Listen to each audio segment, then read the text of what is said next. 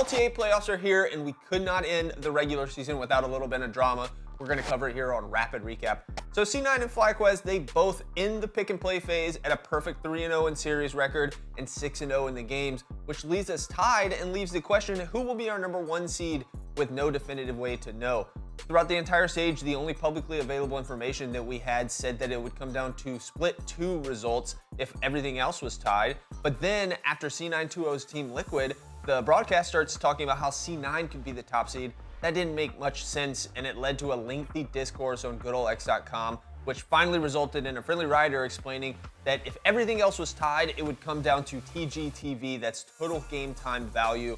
And at the end of all things, it was C9 who had the shorter game length, and they got to choose their opponents. We saw no major issues or concerns from the players in the teams involved, but if there was less of a gap after our top 2, who knows, this could have been a serious LCS scandal.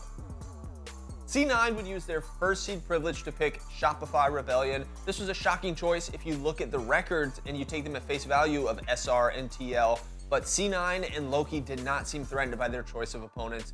The Cloud9 mid laner would hilariously say that while the team has improved, he does not think that Palafox has gotten any better. This was adding insult to injury for Palafox, who has recently been in the community spotlight for some of his comments around the casters criticizing his play.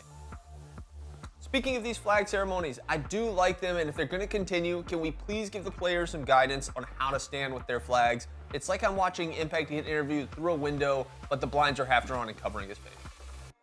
Down in the lower bracket, we saw Disguised pick Dignitas as their opponent. This was not surprising considering the victory that they had moments before this choice was Disguised's only win of the season. Can't really blame them for trying to run it back. We saw the very entertaining Clown Fiesta best of 3 yesterday, and I'm hoping that the best of 5 that we see in a couple weeks will be just as entertaining.